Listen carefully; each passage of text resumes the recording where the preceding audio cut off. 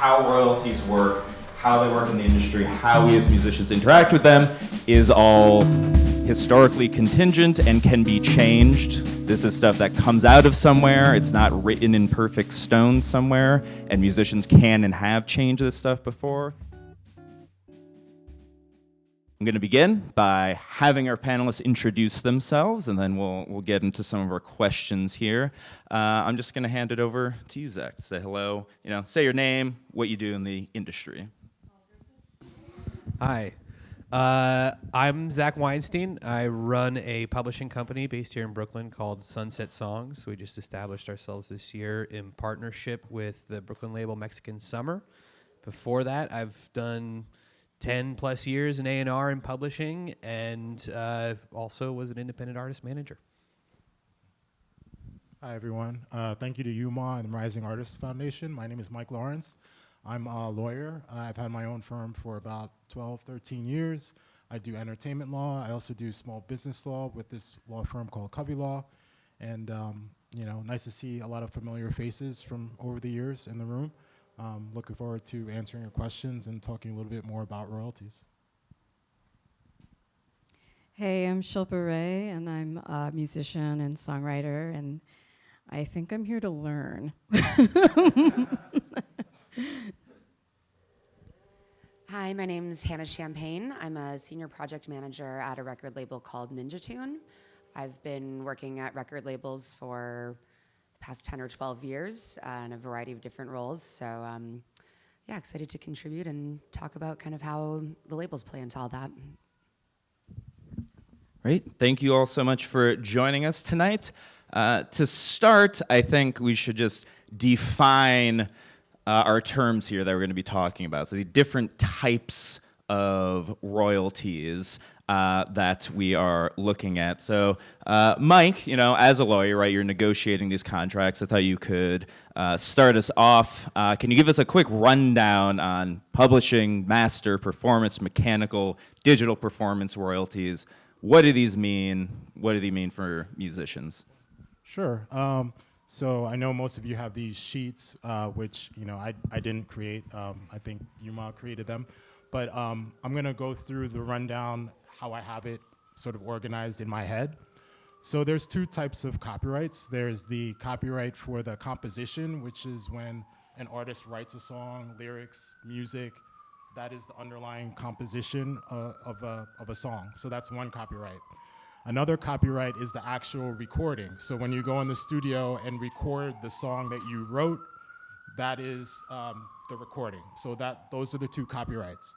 There's two different ways that those two copyrights can be exploited generally.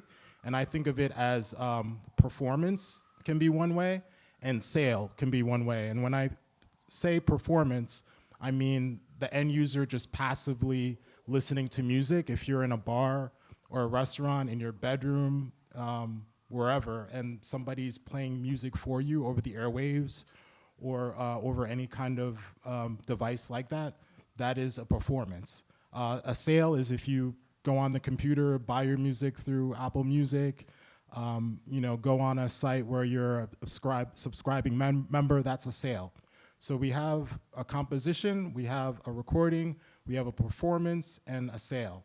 So performance of a composition plays out in that's what that's called is not a mechanical royalty, but a public performance royalty. So if you as an artist sign up for a performing rights organization, what they do is that they do surveys of all the songs played over radio, all the songs played on Pandora, wherever, and they do a calculation and they pay out the publishers, the songwriters. And so that is how the performance of a composition gets paid out. And again, an artist would go to a place like ASCAP or BMI to sign up as a songwriter and a publisher to ensure that they would be able to collect those monies. If you are, now I'm thinking of a sale of a composition, how that would play out is if you have you manufacture records, the composition is on the sound recording. So every time you make a copy of a record, that is what is called as a mechanical royalty. And so as a composer, again, there's the main way you get a mechanical royalty is you sign up for a mechanical licensing collective. They are an organization that issues blanket licenses to all of the different DSPs. And so when the DSPs play music, when music is played over those DSPs, every time that happens, a copy is made in the ether, and so the composers collect mechanical royalties. Today, the rate for mechanical royalty is 12.4 cents per copy, and so that is a recent increase from the 9.1 cents that was before. And in addition to that, the latest increase is now tied to the consumer price index, which means in the future, going forward, each time there's a raise in inflation, the mechanical royalty rate will go up, which has not happened before. So now we're gonna go to the recording copyright. And if we go to think about what a performance of a recording copyright gets you as a artist, now we're talking about recording artists, not composers. What that performance gets you is a something that's actually pretty new. Because as Joey was saying before, for radio, for the longest time, royalties were only paid to composers. And so in 1995 or 1998, they changed the law so that recording artists also get a performance royalty, but only on digital platforms. So when there is a performance of a sound recording now over digital platforms, the recording artist gets a royalty for that, and that's called the digital performance royalty, something of that effect. And so now when we go to a sale of a recording, what happens there is if you're an independent artist and you don't have a record label, maybe you just go through a digital distributor. And so when you make sales through a digital distributor, what happens is the income comes through them, they take their percentage, whatever that is, and they forward the rest onto you. So that, in a sense, is your royalty as an independent artist. If you are on a record label, you've negotiated a recording contract, and so what you are paid as a royalty for the sale of a recording is dictated by your recording agreement. And so how a lot of recording agreements are structured is that the artist, as an artist, you get paid in advance upfront. And so as the sales of your recordings happen, those sales are recouped against the advance that you were given initially. So yes, if you're on a label, you don't actually get a royalty from sales of recording until you meet that advance figure. So that generally is the basic structure of the two copyrights and the ways that they get exploited, the different revenue streams. Just so that I don't think, so I'm gonna go back. For a composition that is performed, again, you go to ASCAP BMI to sign up as a songwriter and a publisher to get those monies. For a mechanical royalty, and again, that is the sale of a composition, you sign up for the Mechanical Licensing Collective, and they handle the royalties for the DSP blanket license in the US. But any other mechanical royalties you get through Harry Fox or Music Reports Incorporated.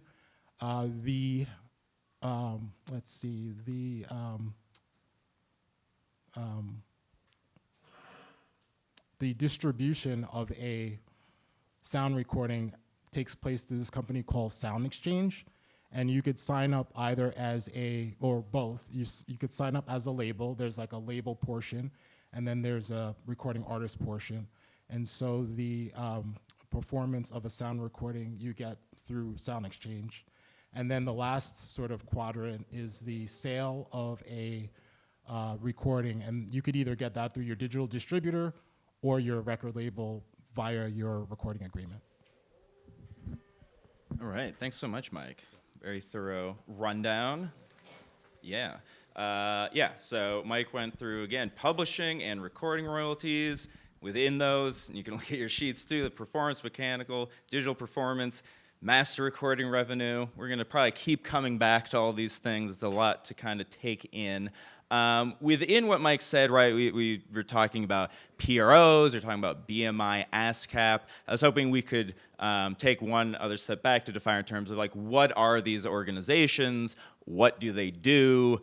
Where do they come from? So maybe you, Zack, working in publishing, could you give us a quick, explanation of what are PROs? What was Harry Fox? What are these organizations, and what do we do with them? Sure.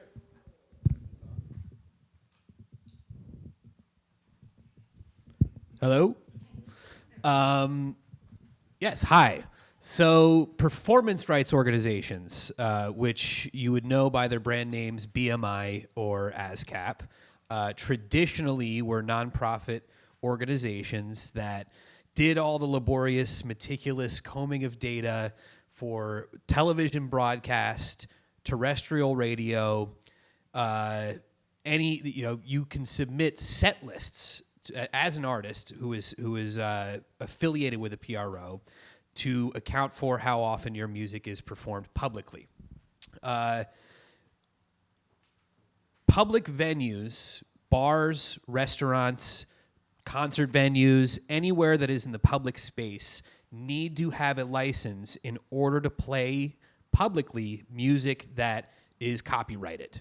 And the way that they do that is by issuance of a blanket license. So you're setting up a bar, you and your partners are like, what kind of music should we play? If you don't want to play royalty-free music, which sometimes, can be great, but you want some really good curated playlists, you need to go to ASCAP, BMI, and secure a blanket license to allow you the rights to perform music publicly. As far as Harry Fox goes and Music Reports, they were for-profit organizations that take a portion of your royalties and collect typically mechanical royalties in a lot of the places that you can't find yourselves. They have started to go out of fashion with the creation of the MLC, which was created out of the Music Modernization Act in 2018, made the collection of mechanical royalties a whole lot more transparent, a whole lot easier for songwriters and publishers. And they traditionally, the MLC, handle solely DSP mechanical royalties. Congress in 2018 decided a stream on Spotify or Apple Music or whatever your streamer of choice is both a performance, a public performance, and a copy, a unit, as Mike pointed out. So in order to calculate that, Spotify at the end of the year has to send all of their data to the MLC and the performance rights organizations, and they comb through and they match based on all the streams, and they generally calculate off of their total revenue, because how can you account for the amount of subscribers your platform has versus how many times a particular song is streamed versus was it an ad-supported stream or was it somebody who was paying for the service? It's a really complicated formula, and the creation of the MLC made it a whole lot easier for publishers and songwriters to collect those royalties. And Harry Fox, they may have direct deals with places that perform music publicly, that constitute both a mechanical and a performance royalty. Say, for instance, your song got synced in a Peloton playlist. Any time that your song is performed there constitutes the same kinds of royalties. And unless ASCAP and the MLC has a deal with Peloton, oftentimes Harry Fox might, or Music Reports might. So there's lots of nickels and dimes everywhere when it comes to your royalties, and my opinion, it's best to get affiliated as best you can across the board. Great, thanks so much. Okay, we got a brief rundown of what these organizations are different kind of royalties. Maybe, Hannah, you can answer this. If you had an artist who is not yet working with a label or a publisher, how do you go about just on the most basic level, making sure you're covered on this stuff? Just how do you sign up? Who do you sign up with? How do you make this decision just to make sure you are signed up and getting these royalties? Well, I don't know if I can speak to every single one of the areas. I do know from working with a variety of artists, something like ASCAP versus BMI, that is, I think there are subtle differences, but there are differences, and I might not be the best to elaborate fully on that. But a lot of that I think has to do with how much you're performing live, how much you're doing more in the recorded space. Each one will have slight differences where if you're performing a ton of shows, they're going to be the better option. If that's where you're making like a bulk of your money and spending a bulk of your time, you'll want to get with, again, do either of you know off the top of your head which one will be better for live, ASCAP or BMI? What I can tell you is that recently BMI switched to a for-profit business model, and ASCAP remains nonprofit. Should that tilt you one way or the other?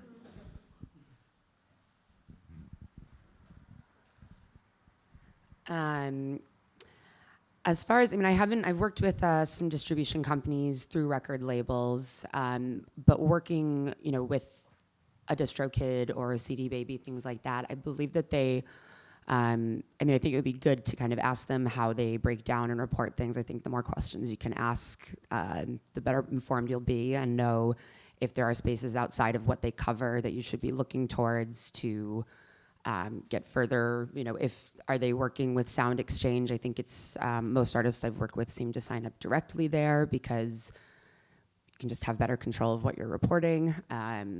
You'll have a better idea of, just kind of how all these areas work. And I think that if you are the kind of artist who may not go the route of working with a record label, the better informed you are is going to help you benefit. And like you were saying, kind of pick up every piece of royalty that you can everywhere. I don't know that I have the best understanding on the rest of the areas. I've worked with places like the Harry Fox on doing like when people record covers, and those tend to be more just kind of one-to-one, one-time payments versus the more mechanical and ongoing royalty collections that you can do through them. So I'd be happy for anyone else to add a bit more if they'd like. Yeah, I think that's great. Thanks for walking us through it. So I think, folks are looking at this sheet. I'm learning a lot of this stuff too, but it sounds like, right, for performance royalties as an artist, if you're working on your own, sign up with a PRO, right? Performance Rights Organization. That's going to be BMI or ASCAP. Mechanical royalties, you want to register the MLC. Is that correct? That's correct. That's correct. Digital performance royalties, you're going to be signing up with Sound Exchange, right? And then master recording revenue is going to depend on if you're distributing it yourself. If you are, that's DistroKid, TuneCore, that kind of stuff. Or, if you're working with a record label, they're kind of taking that part of it. So one thing I'd love to add about publishing royalties, if I may, the single most common self-inflicted error I see is that songwriters are not registering or affiliating as both a songwriter and a publisher. First, when it comes to performance royalties, the whole of a royalty is seen as, we'll call it 200%. 100% is considered the writer's share, and another 100% is considered the publisher's share. The reason why this was created in this fashion was actually to protect songwriters from publishers, whereas historically back in the 20s, the 30s, 40s, 50s, publishers would hire songwriters on staff and would take all of their royalties, even though it is the writer's intellectual property. That's why this was created, so it protects the writers. So no matter what kind of a publishing agreement you may get into, if you're self-published, unless it says within your agreement that your publisher is allowed to collect your writer's share, only you are entitled to collect your writer's share of publishing royalties. That being said, you only can collect mechanical royalties as a publisher. So a songwriter themselves cannot affiliate with the Mechanical Licensing Collective. You have to go affiliate as a publisher. So it's really crucial If for independent artists who are self-published want to collect all of your royalties, make sure you affiliate with a PRO of your choice as both a songwriter and a publisher. Otherwise, you're missing out on virtually half of your performance royalties.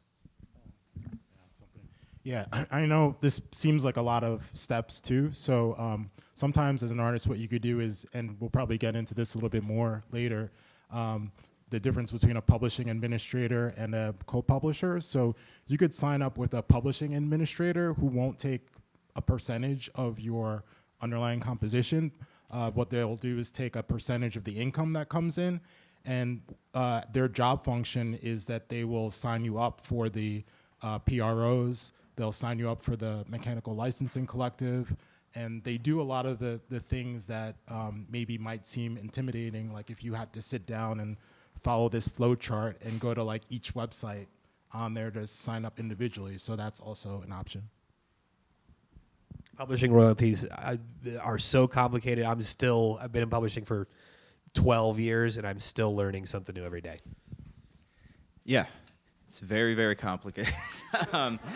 So to bring it down to kind of like the artist level and what this looks like for us, Shilpa, I think when I was first playing music, and even now, like, I don't know, 13 years later, this was all extremely mysterious to me. Kind of had no idea what was going on. This no one discussion is a treat. Yeah, I wish yeah. somebody sat me down when I was younger and told me how all of this worked, because you can make a lot of mistakes trying to make it right, which I did a lot when I was younger. I'm actually under CSAC. That's my PRO. They've recently been in the news over YouTube. I like working with them. I have a good agent, and we have one-on-one contact with each other, which is good. But I think they basically do the same thing or serve the same function if you're looking for a PRO. So after you're done, like, making the music that may or may not be the hit, what do you do with it in order to earn the money back? And yeah, the more information you know, for sure, it's good, but it's also good to keep in mind what you want to get out of it too, because a lot of putting creativity into numerics can get sad. So just make sure, you know, when you're entering into a contract with anyone, that you are very thorough. If you don't understand, like, legal speak and stuff, like me, ask somebody who can explain things to you, because it can be a very scary place at times. So that's my input. And what was the process for you, like, first, you know, were you putting out music for a while before you're like, oh shoot, I should register this? Did you know what to do immediately? Like, how was that process of, like, figuring this out? Like, because I think for a lot of us it was very haphazard, or it still hasn't happened fully. You know, I started out as a solo artist. I still consider myself a solo artist. But I had, you know, the attitude of just being like, can I even write a song and perform it, you know? And it seemed like people around me had a better idea of what this was than I did, so they would just tell me, oh, then this is gonna happen, then this is gonna happen, instead of me having the interest of figuring it out for myself, which I think would have been the better path. Yeah, like I said, I wish we had this. This is so helpful.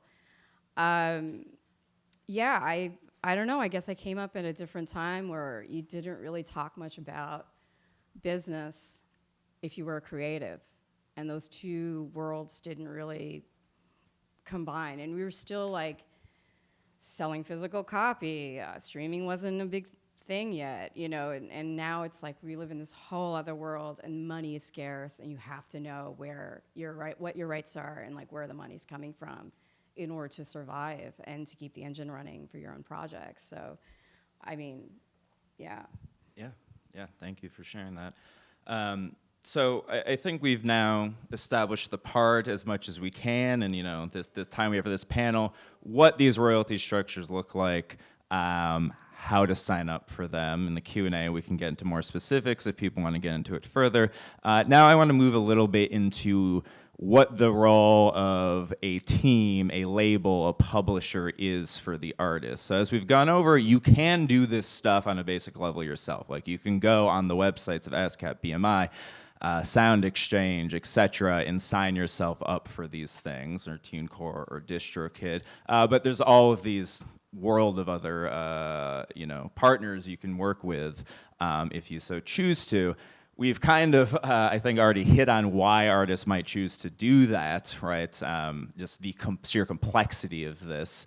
But I want to make this to you again, Hannah. Of why do you think artists choose to work with a label or a publisher on this, and what is the benefits, I guess, that a label or publisher can give to artists through navigating the system? Is it solely navigating the complexity? Are labels better able to negotiate these deals?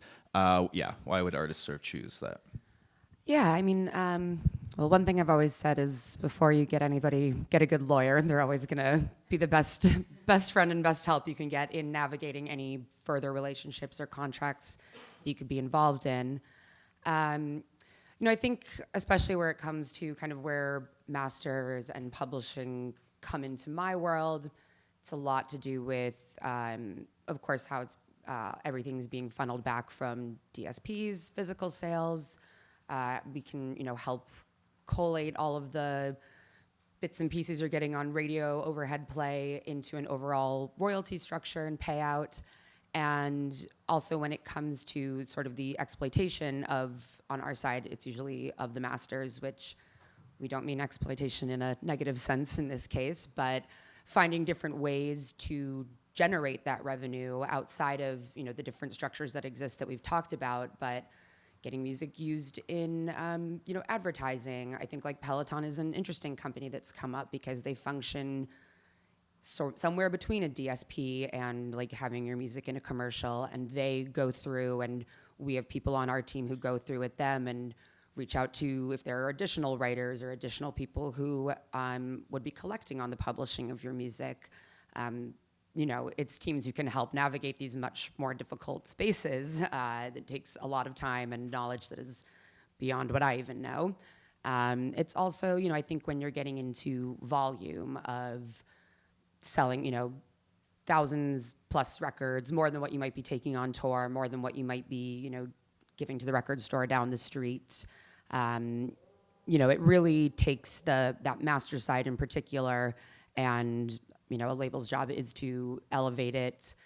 We have, more, it's great to hear like having a relationship with someone at CSAC or with an organization, or if you had a good relationship with someone at a distributor, it's being able to really take the art that you make and use that sort of industry label knowledge that we have to really sell it, figure out, what are the best things that you have to offer. One of the best parts about my job is getting to talk about like what the story is behind your music, what the process is, and then taking that and translating it to people who will want to purchase a record, want to put a song on a playlist.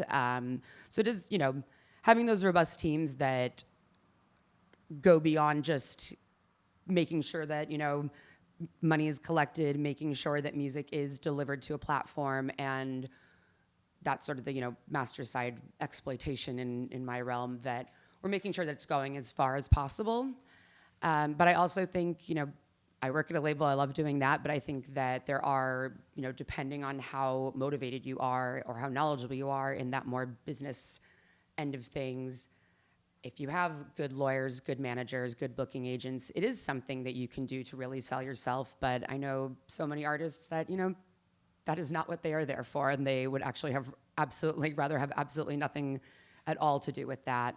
And that's where, having people who are in your corner at a label or a really good distribution deal, a lawyer, and anyone can really help to push things forward, and can also explain to you what a lot of these things mean. And, there's people on our team who all they do is just go through all the, everything that's coming in, siphoning that out. And also, with working with the label, there's the money that's put into recording the music, there's money that's put into packaging, and then there's money that's put into marketing, and that usually comes, you'll get in advance, and then the marketing budget will come beyond that. And that's something that I always advise artists to pay attention to, because that's someone spending money on your behalf that, depending on what kind of deal you have, there's 360 deals. I've only ever really worked at places where it's 50-50, so the label gets half, you get half.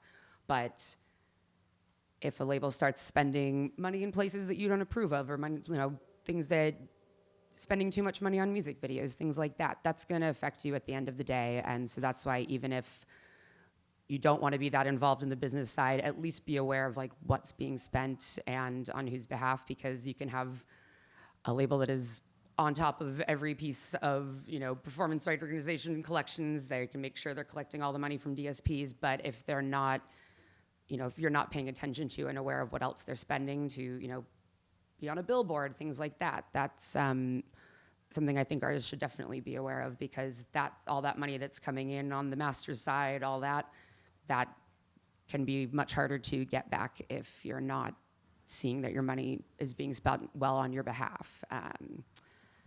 And also with the kind of master and publishing side of like sync agreements and usage in commercial, like people who are fighting to push those prices up for you, who are creating that value. If someone comes and says, I'll give you $1,000 to use this song in a Target ad, like you want people who are fighting to push that up for you. Otherwise, you're going to be starting from like a lower base in that realm. And it's all just trying to create more value of your music and art, and making sure that it's being, sold to people in a way that is not going to leave you with a fantastic record release. Everyone's listening to it, but you're not seeing anything back because that money is all being spent elsewhere. Oh, agreed. Yes. Beware of the dinners. It's important advice. It's a big takeaway from tonight. Yeah, thanks so much, Hannah. Maybe, Zack, if you want to give us, if I can, starting on the master side here, why would an artist choose, what is a publisher? What what does it mean to work in publishing? And why would artists choose to kind of do that? Where is the benefit? Well, at the most basic level, everybody needs their royalties collected. It is physically, mentally, emotionally impossible for you to go out on the street and collect every single royalty, look under every rock, and get what you are duly to be paid for your intellectual property. So a publisher, and there's a multitude of different kinds of publishers, goes out and collects all that money for you, looks in the places that you wouldn't think to look, has relationships in places that you may have not immediate access to, and further to that, helps you further develop more intellectual property, songs. At the end of the day, whether it's a record label or an attorney or a booking agent or a publisher, I think a lot of times the humanity of it all isn't spoken enough. And ultimately what you're looking for, in my mind, is a partner. Whether they're going and collecting your royalties out wherever they can find it, whether they're manufacturing and helping design your album and distributing it to stores, or whether they're sitting down with you and reviewing line by line your legal agreements.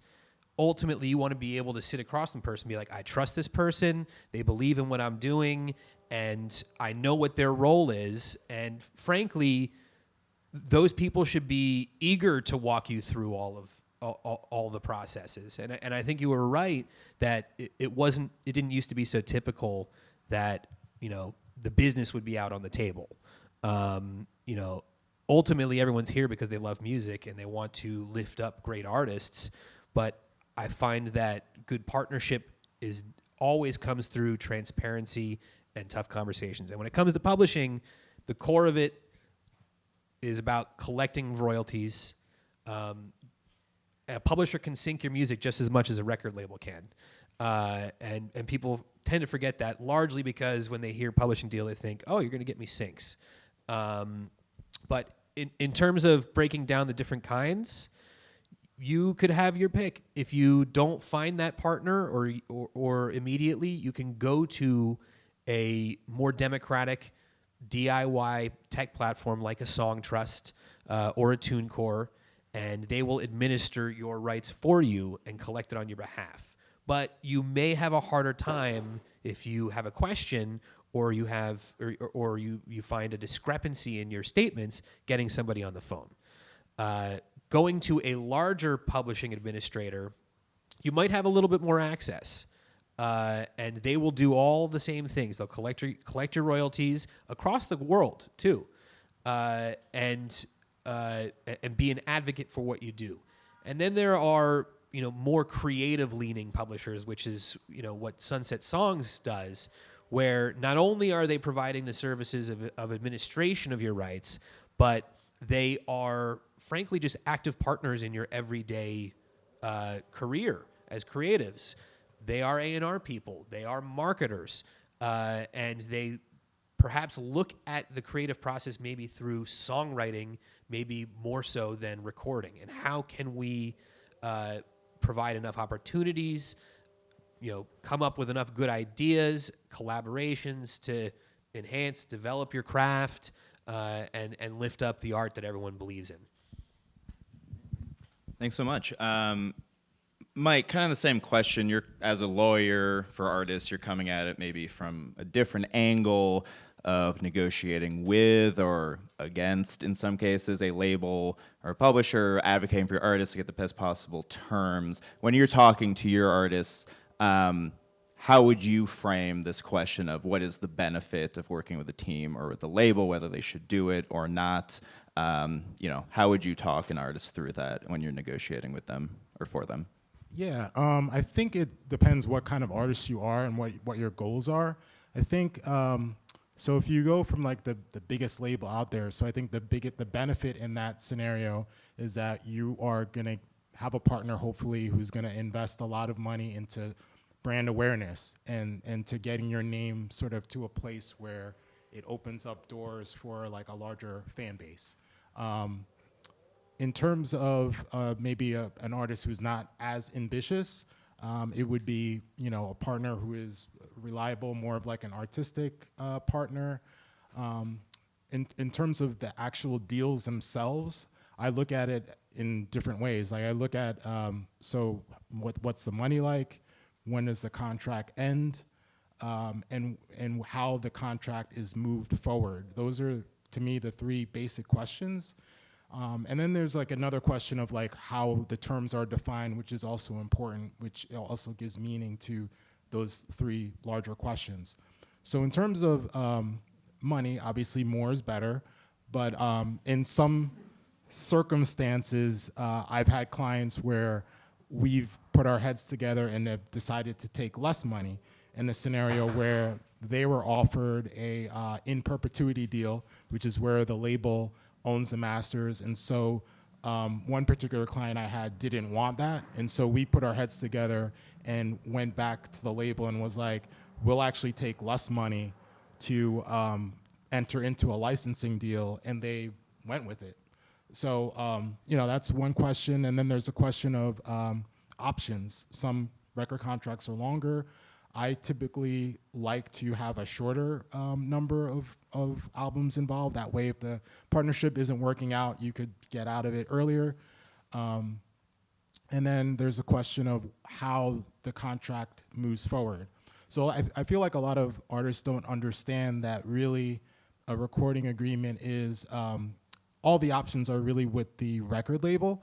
So if you have a 4 or 5 record deal, what happens is that, it seems like security, but really it's not, because the record company has the option after each album to drop you. And so it really is, for the artist, it is a 1-by-1 album deal. For the record label, they have the power to keep you locked in for longer periods of time. So that's why I say that shorter album periods are better, but then also it depends on how the power the record companies have to define what is an album they can accept. And so the way that is defined in the contract will be the difference between an artist who gets stuck between album 1 and 2 because the record label doesn't accept their delivered album, and an artist that can more easily move through the contract periods and get out of their contract eventually. So those are some of the things I think about, and I'm sure we'll touch on other things later on. All right. Thanks so much, Mike. Yeah.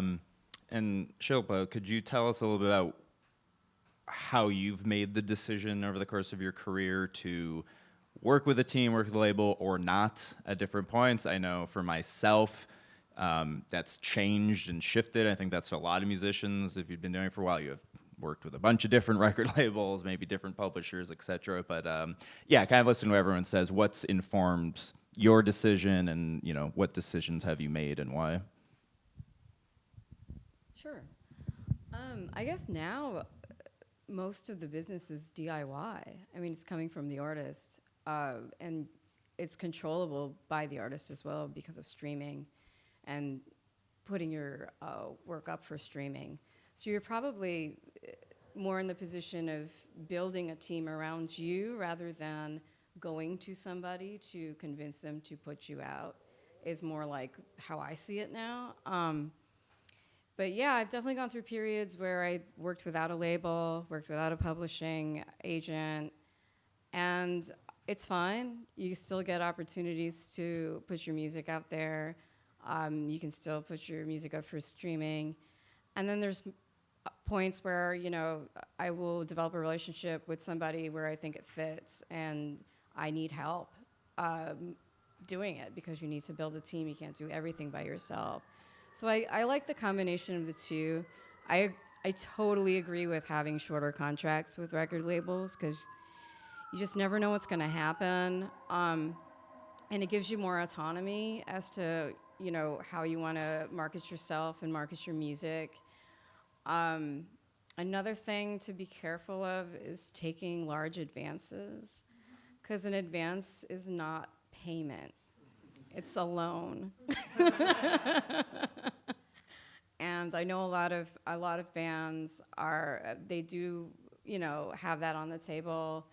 I also experienced that for a short period of time, like 10 years ago. I don't think they've recouped yet. I have no idea at this point what happened. But yeah, when you start getting into like the double-digit grands, you don't know what kind of marketing campaign that they put that into. You don't understand like where is this money going that they keep wanting to recoup. So that stuff is really important. The smaller the advance, the more return you're going to get at the end. And I believe Jack White also said on an interview that he never took advances for any of his albums. And now he has a record plant and a label. So yeah, that's something to be very wary of for sure. Cool. Thanks for that rundown there. Kind of on the same thread, I feel like it's probably useful for artists listening here and at home. Now we've kind of this overview, or more specifically, what are these red flags to look for? So people have mentioned on the panel a few things. I think it'd be useful to like define these, like perpetuity agreements, right? 360 deals. Let's throw another red flag with like handshake deals. So things to avoid. And maybe we just pass the mic down, or whoever wants to begin with this. Yeah, what do you see as the biggest red flags for artists to avoid? Life of copyright. Avoid it at all costs. If you really need the money, no. Life of copyright's the one What does thing that to look mean? at.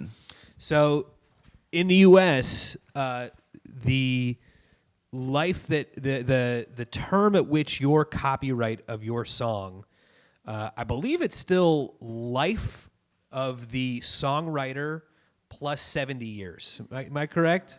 I think it's 90. Is it 90 now? Okay. So you are entitled to publishing royalties on your intellectual property for your entire life plus another 90 years, at which point it enters the public domain. I don't think Happy Birthday is there yet, but Mozart certainly is. Anyway, essentially, you can be in a negotiation with a publisher, and when you're talking about material points on terms, they will say, well, I want to be in business on these copyrights for the life of copyright. So that's until you die, and then 90 years after that. I've seen instances where it makes sense. More often than not, just avoid it altogether. So yeah, I think that's a good one. And I'll say I personally don't like deals where there's a recording contract and obviously you can be signing away your copyright. Even if it's a licensing deal, I don't like the deals where you're also giving up publishing in addition to the recording copyright. A lot of times I think there's very few places, if any, that do the recording side of it and the publishing side of it really well. I think you're better served to hold on to your publishing for a couple of reasons. I think the biggest reason is that if you're getting an advance for the recording, you're probably not going to see any money in terms of royalties for a few years, even if that album does well. So the monies that you're going to see quicker and more often are publishing. So I would do everything possible to hold out and not sign away your publishing in terms of a co-publishing deal, which is a publisher owns part of your underlying composition.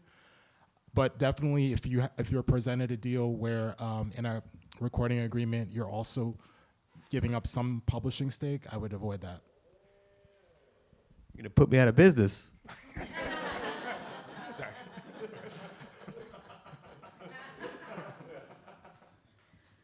you a record label too, though? No, I'm okay. I partner with a record label, but I'm a publisher. It's okay.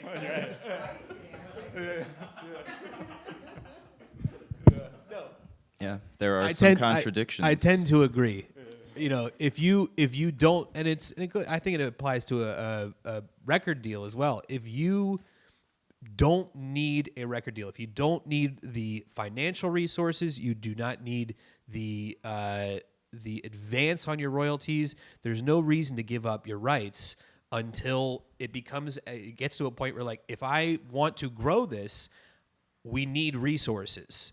That's one thing I think all artists and songwriters can agree on is that they historically have seen record labels and publishers as a means to get resources to continue to make your craft. It's about the timing, I think, and it's about for how long you're giving your rights away. It was just planned. I mean, yeah, there's real contradiction in the industry. Keep pass it down though. I mean, I think you shared some, Shilpa, any other like red flags that you would mark that you've come across, or maybe you wish you had said no to, or that you've seen in the industry? But can we all agree that perpetuity is a really bad word? Yeah. Is that a unanimous? I think so. Can you tell us what that means? I think just forever for and ever and ever. or like the perpetuity contract that you're signing Yeah. forever. Yeah. Yeah, that's probably not a good idea. And anyone who says that they're going to make you a star, don't fall for that one either. That's a really bad one. Yeah. Yeah, don't fall for that. So many things. I mean, I would agree again, taking big advances. Anyone who does that, I'm like, that may be the only money you ever see. And, I'd also say, like, putting, I was talking about marketing budgets, but if you don't need a ton of money up front, ask to put a little bit more into the marketing budget, because that'll help to actually amplify what you're doing. And usually the marketing costs, again, and I don't know a ton about the different types of deals, but like I said, I think a 50-50 deal is a good thing, where usually it is only around your recording music and the publishing and about what is spent to manufacture, promote, and distribute your music. A 360 deal, and please correct me if I'm wrong, but usually is going to encompass your live, your merchandising. I'd also say don't give up any merch rights. If people want to take your merch rights, then that's just another area of money that you can make that you really don't need them for. So anything that starts to, like within a recording contract deal that starts to encroach in other areas of revenue for you, I would say avoid those. And ideally avoid people who want to be too many things to you. Someone who wants to be your manager and your booking agent and release your music. I mean, maybe at the beginning having a close friend who kind of helps with all that is good, but when those start to become significant and differentiated revenue streams, you first of all want someone who can be an expert in each area, and also people who, I've worked with people who are managers and booking agents, and so they are only prioritizing those, like the live area of an artist at the detriment of promoting record sales and getting music out there. So keeping people a little bit separate can help to make sure that every area is looked at equally and by someone who is focused in that area. Great, thanks so much. Oh, sorry, go ahead. Yeah. So another thing I just remembered is that there's a term called cross-collateralization, which it sounds bad, just like in perpetuity, and it usually is. So what that means is that so if you have a recording contract and there's like 5 albums, if album 1 does really well and like 2 and 3 are a bomb, and so you're like 70,000 in the hole or something, then and the next one does like 200,000. So instead of making 200,000, it's like 200 minus the 70. That's the concept. Which you're not going to really get stricken out of most recording contracts, but where it's a little egregious is when there's multiple recording contracts and they put a cross-collateralization clause in there so that the second contract can be reached by the deficits of the earlier contract. And if it's a publishing deal, which has nothing to do with the master, then there's cross-collateralization between the recording agreement and the publishing agreement, which is definitely, those last two are no-nos. Hey, thanks. Thanks for that rundown. Didn't actually even know about that one yet. The other one I mentioned was handshake agreements, which is what it sounds like, just informal agreements without a contract, which can seem great and like DIY and free and stuff at first, but you have to consider and think ahead that in 10 years, is this person with some money who's offering to put out your record, the handshake deal, who seems chill and cool, still going to be that way in 10 years? Or in 20 years, do you want them being able to make a claim for your music forever, right? There's a reason we have contracts. There's a reason, like, you have a union contract or a contract for these things, right? It's to protect you as much as it is for, potential for a label to exploit you. You also have to be in there to make sure that you can use the contract, negotiate it so that you are not being exploited. And handshake deals are also definitely something to avoid where it is possible. Sort of all of these, this kind of brings us back to what I brought up at the beginning, brings us to that place of the tension between the individual and collective here. Often if you're a young artist and you're presented with one of these contracts, and you don't have a lot of money for lawyers and stuff, it is extremely difficult to say no, right? You don't know what you're looking at. You're negotiating by yourself. So, I mean, this is the sort of stuff we're working at UMAW, to have a collective negotiate baselines for these sorts of things so that you're not totally alone. Sort of comparison that comes to mind for me is like student loans, that you're 18 taking out a loan for hundreds of thousands of dollars. You have no idea what you're doing. And then 10 years later, you're still stuck with the consequence of that. And that can be these. So hopefully, this panel today, just learning about this stuff in general, you can help, get rid of some of those practices. But I think, going at this alone is not something anyone should do, right? At minimum, you should be talking to other artists and speaking with a lawyer.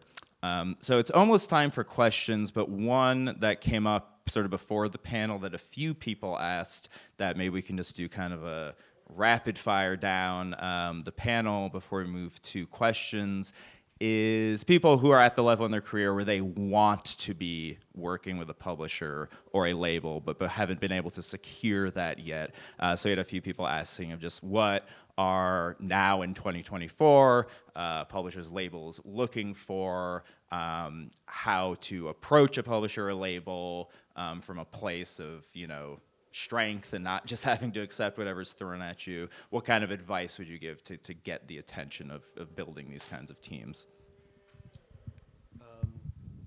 I guess, it's not one size fits all in any situation, but I think more often than not, trying to avoid putting the cart before the horse. I can't tell you how many artists I've talked to over the years where they're maybe thinking about how they're going to get something out in the world and how they're going to market it and how it's going to be perceived before they've made it. And I'm much more as a fan of music and as a publisher and an A&R person, I want to hear what you're up to and I want to dig in and I want to talk about it with you and because that's where the ideation comes from and the visions for the future comes from. So I think just trying to remind yourself not to put the cart before the horse.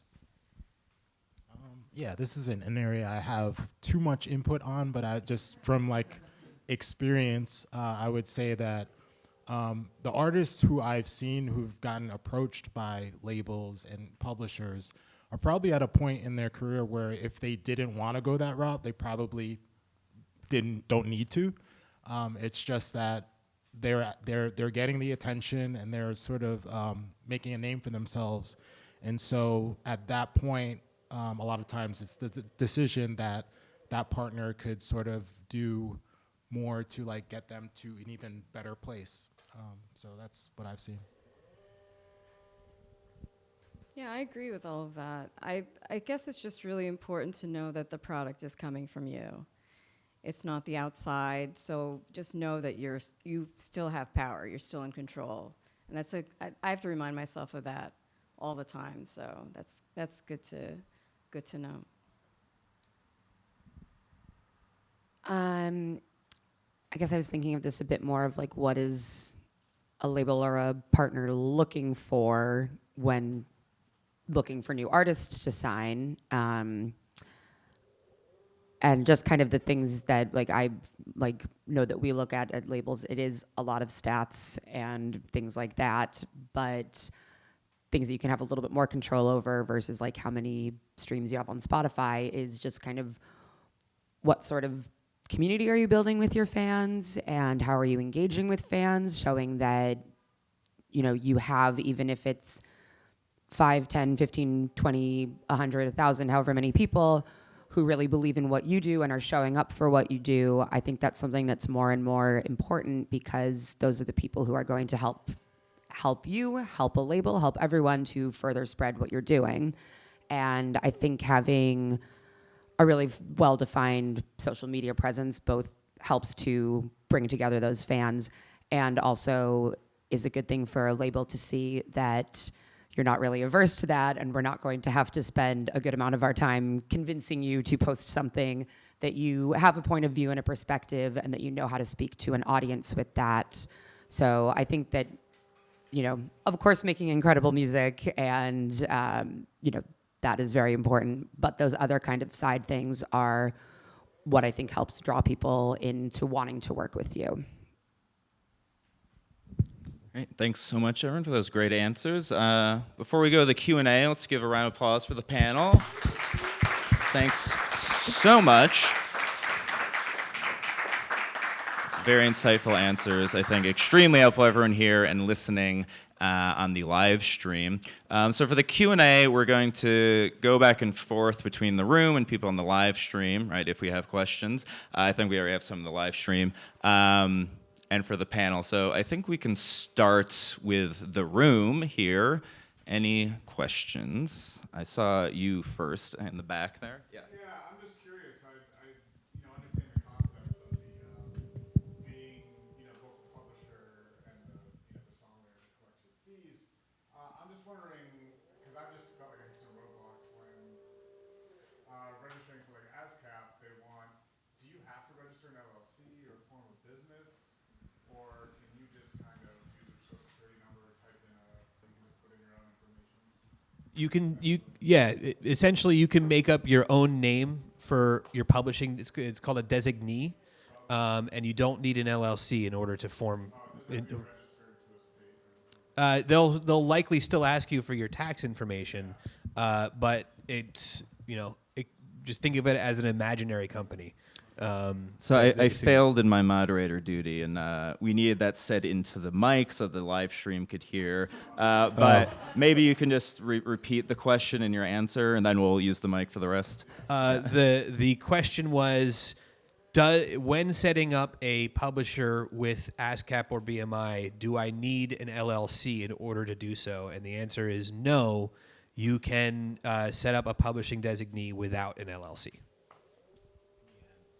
So if you do a publishing designee, that's doing business as. So more than likely, you will have to register that with whatever state you reside. So would there be an LLC behind this somewhere? It has to be some kind of business that's registered with the state. It doesn't have to be. No. But as you as an artist, does that eventually come up either? There is a time. There might be a time where you, as an artist, might want to create a business entity. It's called a loan-out corporation, and so a lot of artists do that. Enter into the recording deal as an LLC to have like an extra layer of liability protection, but you don't have to do that for the publishing. Yeah. Do you have to use a DBA, or can you just use your own self-hired? I think you could use your name. Yeah. It was asked, do you have to use a DBA? Yes. Check, You don't have to use a DBA. You could use your name. Yeah, great. Did anyone else on the panel have any other input on that? So I'm just going to switch to one from the live stream.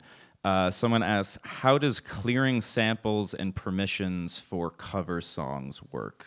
Anyone want to take a stab at that? Yeah, so there is, so if you want to record a cover, you have to do what is known as a compulsory license. So you just go, it's literally a form you have to fill out and to send to the composer of the original song, saying that you intend to do this cover. And there is a nominal royalty that goes along with that, but it's a fairly straightforward process.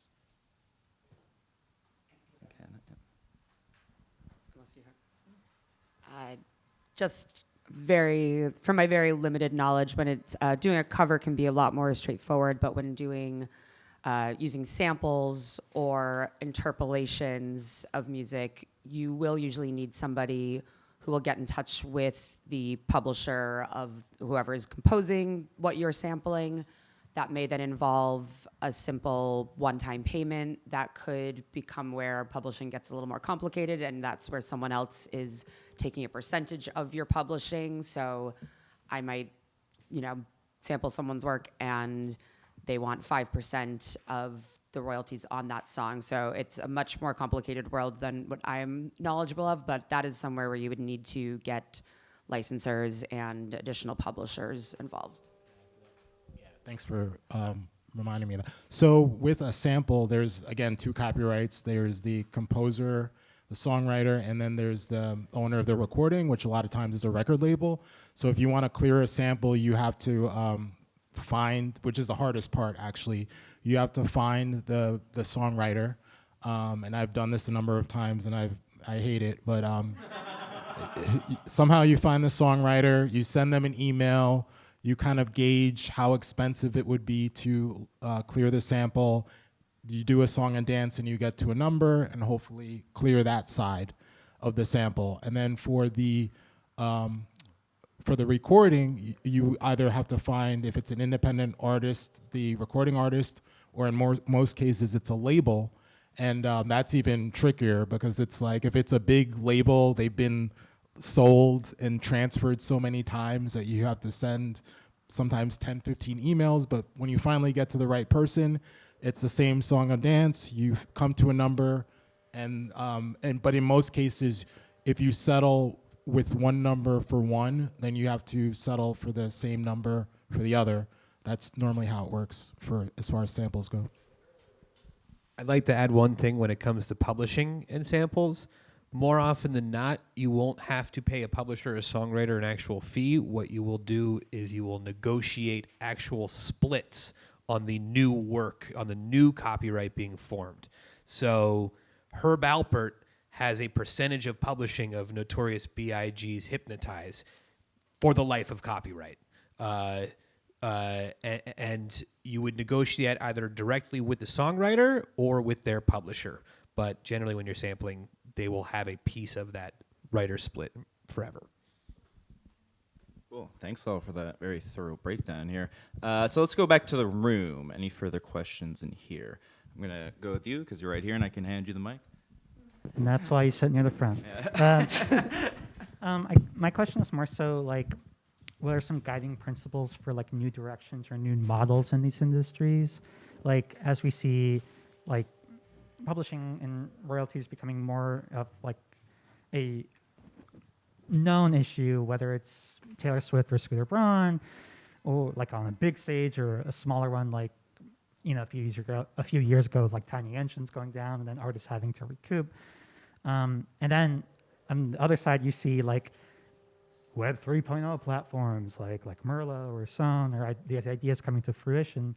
I want to ask, like, what are maybe some guidelines or maybe just guiding principles for artists who are who maybe are not looking to reinvent the wheel, but are looking for alternative models to go maybe either instead of this or alongside it? Anyone get in? Are you asking specifically about publishing royalties? Yeah, I mean, let's make sure I get it right. Yeah, publishing royalties and also recording stuff like that. So when it comes to publishing royalties, there are a plethora of new technologies that have, you know, over time democratized how you collect and administer your own rights. You know, one being Songtrust, which is owned by Downtown Music Holdings, and TuneCore, where you can go register your music. By the way, if you do use Songtrust, make sure you set up a publishing affiliation because they will not do that for you.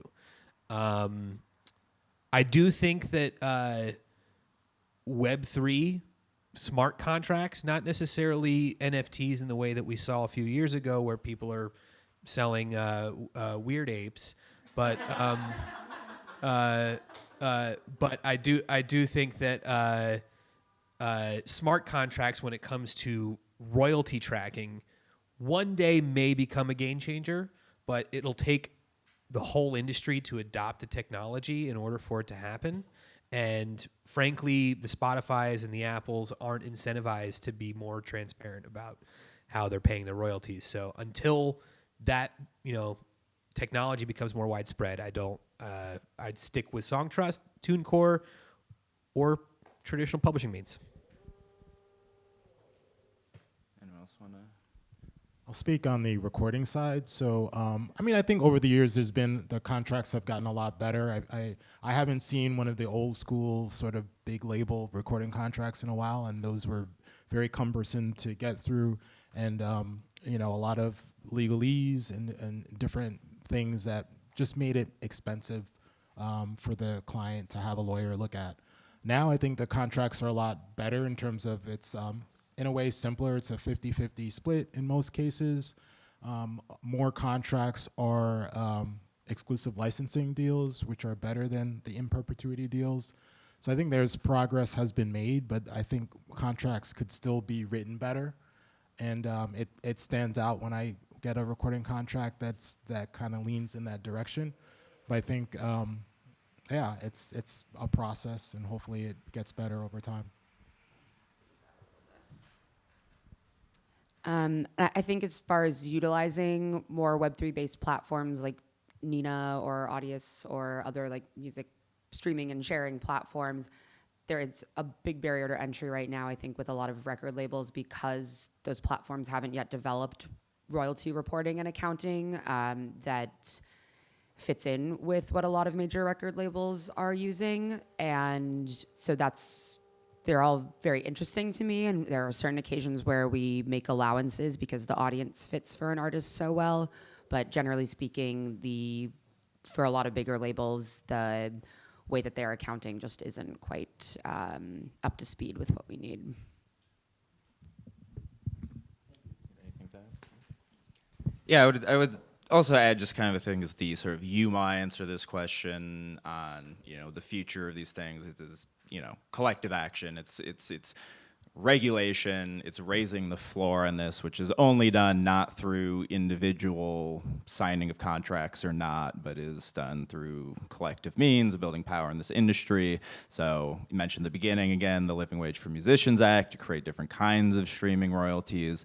It's sort of like whatever platform there is that pops up, unless we have a counterweight, a counterpower to that is music workers, in my opinion at least, right, it's going to simply reproduce the same power imbalances, the same inequities. And so it is our task to, know how the system works, and I think we've done a great job of laying it out tonight, but whatever new platform there is, I think we're gonna have the same task, which is we need to build music worker power in order to get our fair share of that platform and of those profits.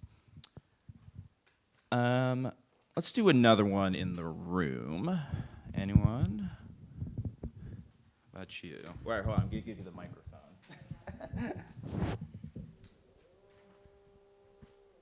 Guys. Well, I actually had multiple questions, but because Mike just you mentioned that in your experience, a lot of contracts on the master sides have been 50-50 splits between labels and artists. And I've heard kind of like anecdotally over the years that long-running tradition in independent music is kind of like slipping, and that some independent labels have started taking more than that. And I was wondering like if there's anything you guys could share about the extent to which you've seen the 50-50 split on the master size held up by bigger indies currently, and how you've seen that change.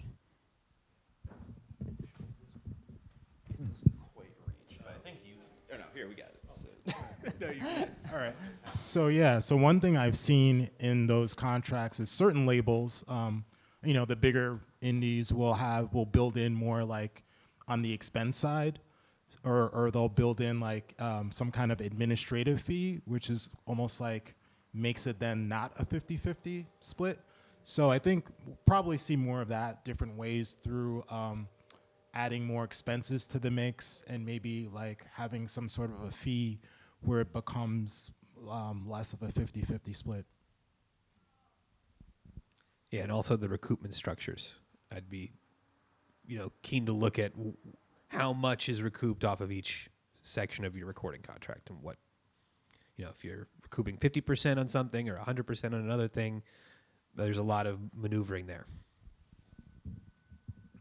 Down there, in your contract, Shilpa, is that what you've seen? Yeah, I've mostly seen 50-50 on the master side. And sometimes it still makes me a little bitter at times. I'll admit to that.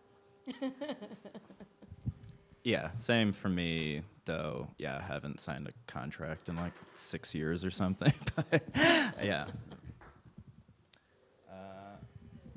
All right, let's take one from the live stream. We have a question that is, how do companies like The Orchard, Cobalt, AWAL work? Do you recommend those? Things to look out for, some general thoughts on VC and music.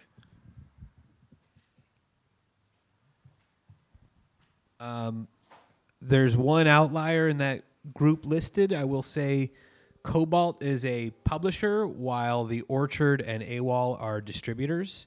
I think you'd have to get in touch with somebody at AWAL or The Orchard in order for them to distribute your music. And essentially, at its core, they will distribute your music widely across all the DSPs for a fee. And within those companies, you'll have a rep that maybe will be talking to some of the editors who are building out curated playlists. I think when it comes to digital distribution, fairly straightforward. Cobalt, definitely a publisher.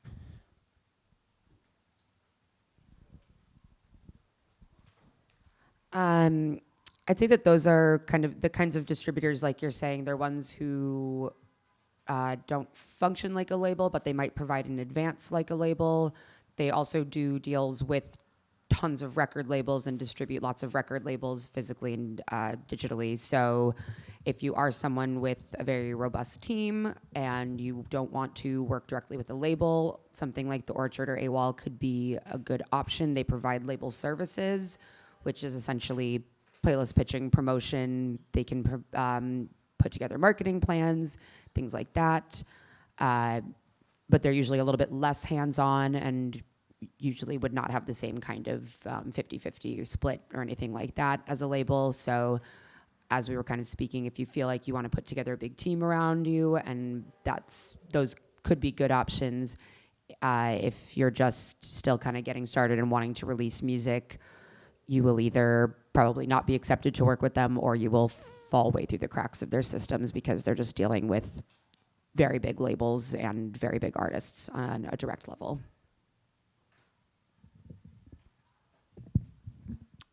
Great, thank you. Let's go back to the room. Still had a question about you. Let's give you the mic. Thank you all for being here. It's really great to get a better understanding of this stuff. I have so many questions, but I'm going to stick with one really short one and then the real one, which is if you're already with ASCAP, BMI, what have you, CSAC, and you want to switch, is that a possibility? How easy is that? And then my other question, everybody always says get a lawyer. This might be directed to you specifically. It's like the first thing that they tell an artist to do, like make sure you have a good lawyer. But I'm curious at what point in the process it really makes sense to get a lawyer. Is it like when you have the contract in hand? Lawyers' fees can be extremely expensive for independent artists, even just like a personal meeting, like for the first time meeting can be a lot of money for some artists. And I think a lot of people forego that because they're not sure when the right time is. So I'd love to hear a little bit more about when and how you go about like finding a good entertainment lawyer.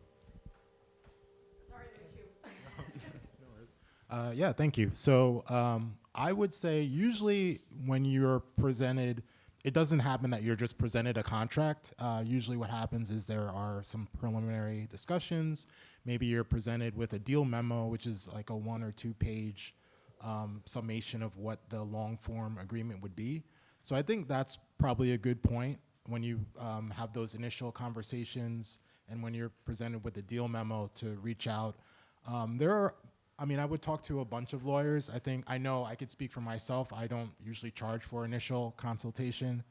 And probably a lot of lawyers, you can find a lot of lawyers that don't. So I think, if you find lawyers that want to charge you for that initial consultation, feel free to sort of like shop around. But that's the advice I would give is just when the first inkling of any kind of business contract being presented to you, you don't have to wait until you have the contract in hand. It's nice to talk to someone before then. As far as switching PROs, it is possible. I'm not sure what the notification window is, but you do have to notify them in advance, largely because publishing royalties are collected on a lag. So when you do switch affiliations, in all likelihood, your current PRO is still in the process of collecting and calculating certain royalties. So you'll notify them in advance, and then you can reaffiliate. Great. Let's do another one in the room. Who else had a question? We still had a few. Let's go to... Oh, pass it. You choose.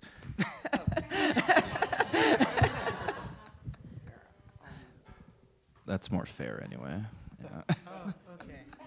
Okay, hello. First things first, Mike, we won 7-2.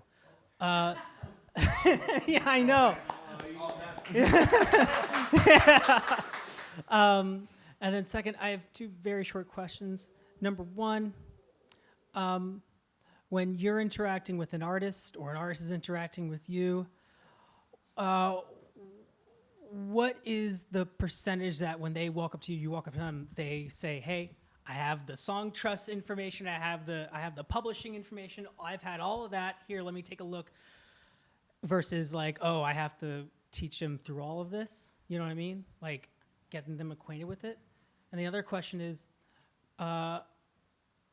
sometimes some recording contracts will have be like, you want to do a string ensemble in your next record? Great. Here's a in-house string ensemble that we have, or here's an in-house producer, or whatever. How does that get wiggled into mastering the master recording royalties as well, if there is?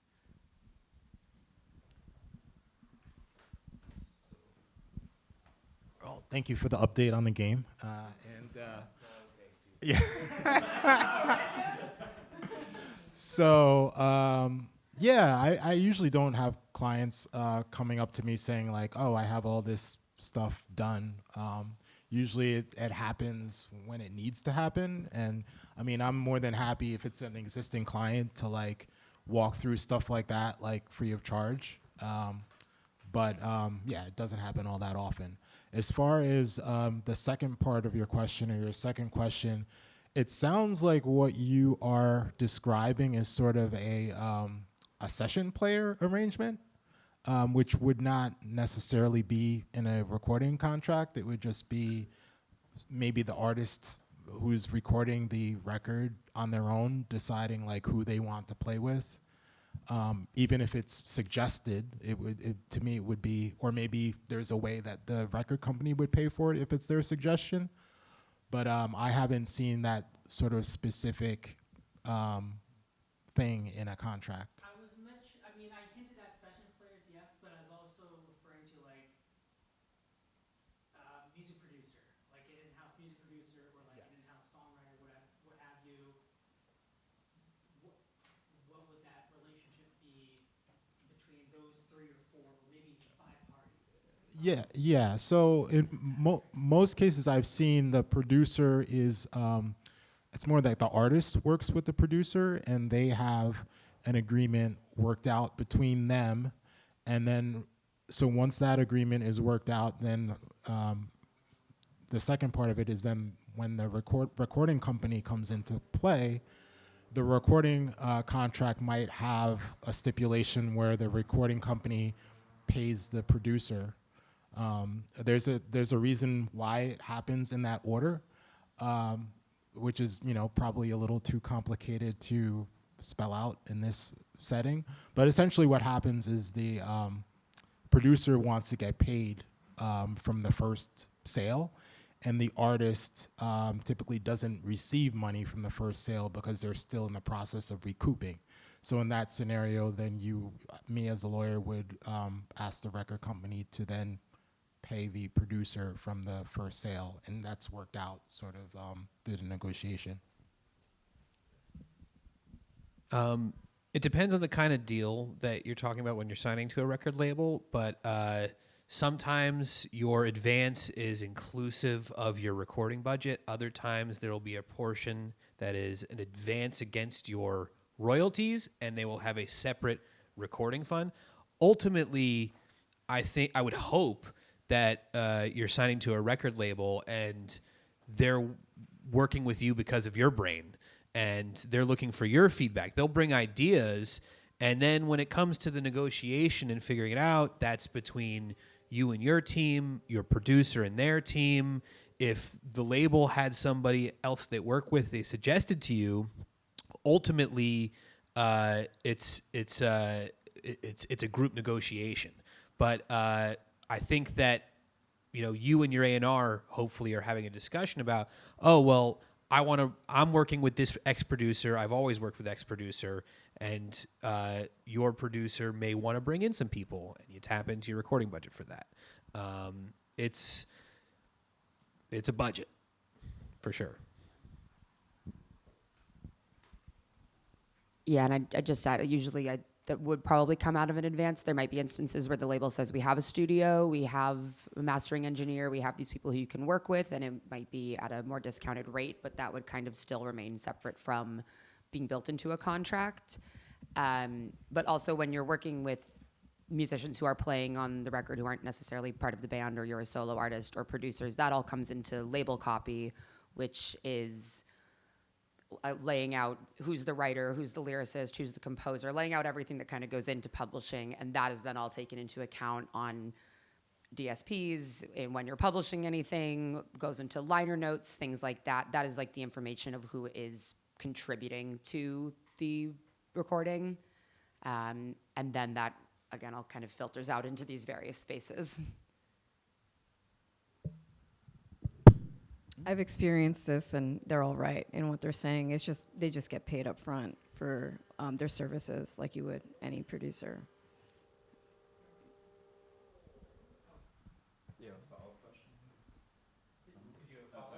I mean, I remember hearing stories of like, and like, say for example, like,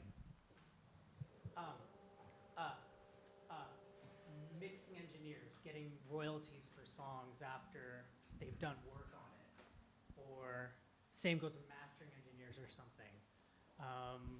Although I don't know if that's a practice that's still done today, I'm not too sure.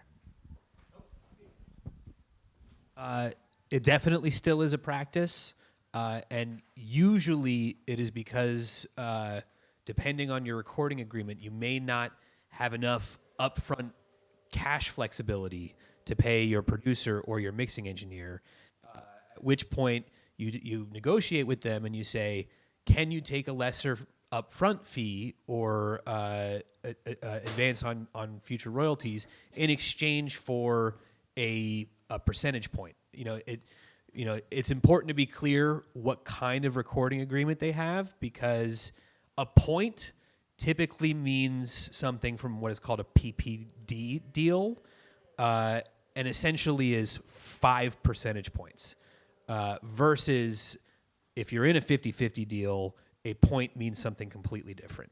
But the practice is still very much alive and well, and it's largely because you may not have 40 grand laying around to pay somebody. I don't think you can use the word may in that. Thanks so much. So we got about 10 minutes left, so we're going to try to do, we're going to do a quick lightning round, try to get through all the questions in the room. Saw some folks over here. Did you have a question? You, yes. Yeah. Hi, I'm Natalie.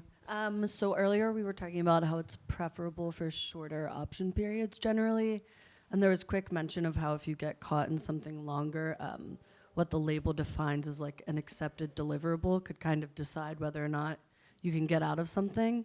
So what should like an artist look out for in a deliverable clause? Anyone want to start, Mike? So the easiest things that I look for is the distinction between the better clause is technically satisfactory, but then there's another clause that says commercially satisfactory. So commercially satisfactory to me is very ambiguous. It's not really clear what that means. Like one's definition of what is commercially satisfactory could differ wildly from other people. And so I think in a lot of instances where a label chooses not to release what is delivered to them by the artist, they lean on the commercially satisfactory language. And so I think to the extent that you could put in technically satisfactory, which just means that it was recorded by somebody very competent and they did all of the correct things that a person of their stature would do in a studio, that would tend to satisfy that requirement in my eyes. So that's why I prefer that language as opposed to commercially satisfactory. There are some other things in a contract that I would shoot for in terms of making sure that that scenario doesn't play out. One thing you could also put in is a key man clause, because in a lot of recording contracts, the reason the artist is sought after by the label is they have a relationship within that record company. And a lot of times record companies get sold, transferred, and then the person who really championed that band in the recording company is no longer there. So the artist will like fall through the cracks. So I think a key man clause, in addition to the technically satisfactory, might be a couple of things that will help that scenario. Also, just note that different labels have different expectations from their artists too. Like, a lot of labels can be very loose and give an artist a lot of artistic freedom, and then there's other labels that don't and would correct. So that's some also language you should look for in a contract when signing to a label, is what their expectations are, or if they're expecting you to represent them in a certain way. So. Yeah, I would always aim for the language to be as mutual as possible, as often as you can. Ultimately, they're a business partner. I think we can all agree we can technically look at it, whether it's a publishing deal or a master's deal, as a loan with interest, but it's a little bit more in that you're getting a business partner. So as mutual as the language you can get, I think would be helpful. As far as particularly around publishing, one thing that is largely dead but is an immediate red flag is something called an MDRC clause. And historically, when you would sign a publishing deal, this is how they would trap you into an option period. It's called a minimum delivery release commitment. So not only are you expected to deliver some compositions to your publisher in exchange for the advance, but it is also expected that those would be released on an approved label. That is not, thankfully, as prevalent as it used to be. A lot of publishers, particularly ones that seek co-publishing arrangements and take a more creative approach, will have some sort of delivery requirement, but won't mandate that it has to be released within the term. That's one of those. One more thing as far as the minimum commitment, which I've seen. I've also seen it limited by the number of songs you deliver in a publishing deal, and then also the length of those songs. So, if I've been in a situation where I've been looked at those contracts and I knew that my client did not release songs of the length that was required. So obviously, that's something you want to look at very closely. Yeah, please. You introed. I feel like artists should also talk to each other more. Like, I always talk to other artists on labels, and like people have different deals for all sorts of reasons, and like that's that, but you can also get a lot of information just from talking to someone and just like understanding what their experiences are. And I just want to like encourage that as a practice. Like, I do that and people do that with me, and it's really important for like musicians to keep like information sharing. Like, that's always really helpful to know, like, okay, this artist got blocked from releasing the record. Like, why did that happen to you? What was that like for you? But I think people sometimes get scared about talking, but we should all be talking to each other like a lot.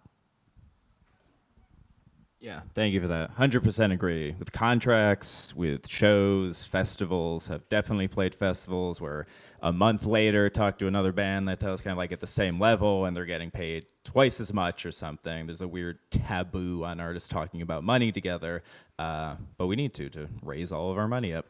Okay, we have like 4 more minutes. We'll try to get some in. You had one in the back, right? You're helping, so I want to make sure you get to ask yours. Thanks, Joey. Again, thank you all for this talk. This has been super informative and illuminating. Actually, want to jump off of Joey's last question before the Q&A started, kind of dovetail on that. Wondering if you can all talk a little bit about I was going to say the dark side, more like the gray side of this for artists who don't have the momentum for whatever reasons they're conscious of or not, don't have the momentum they want and would need for royalties to yield real benefit for them.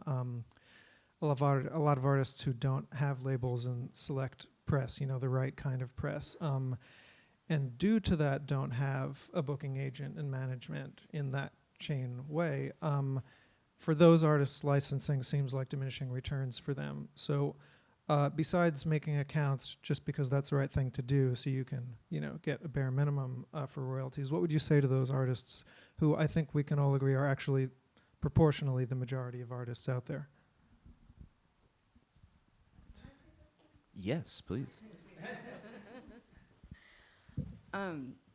Yeah, that feeling of not having enough momentum or not having representation for your work can be like really frustrating.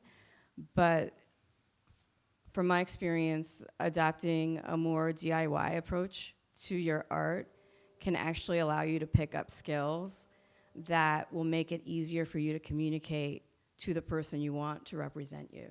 So there is a benefit at the end of it, even though it doesn't seem like it at the time.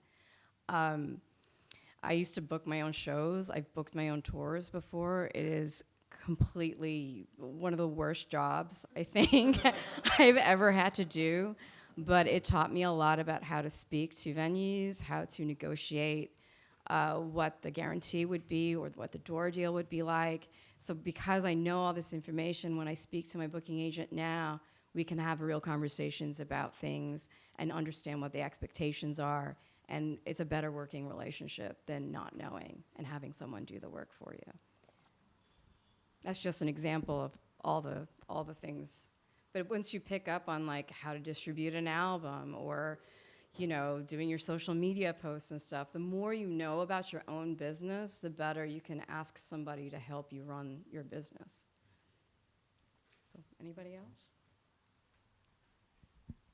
Most importantly, just keep making art. I know it can be discouraging a lot of times, you know, when you're seeking the support and the momentum and the infrastructure behind it and want to grow your audience, but most importantly, keep making art, because that persistence is the only way that you're gonna know on the, you know, what the other side looks like. I know we had some more questions. I think that's a good place to wrap up. I think everyone's going to hang out for a minute here. So if you have further questions, please come talk to everyone here. But let's give it up again for all of our panelists. Woo! Thank you again, Performance Space. Thank you again, Rising Arts Foundation, for putting this together. Thank you to you all and these amazing questions. This was a pretty long, extensive conversation on a pretty technical topic. And yeah, everyone was so engaged. It was a really amazing conversation. Thanks, everyone watching the live stream. Again, I'm Joey with UMAW. Please go check out UMAW, become a member. It's weareumaw.org. If you're here, there's materials, support our efforts. This is also going to be edited down and then posted online if you'd like to refer back to anything from the conversation. The diagram we've been referring to with all the royalties, this was made by Jackie from UMAW. This is also going to be, give it for Jackie for the great diagram. This is also on the UMAW website for you to check out. And I think that is everything. Thanks so much, everyone.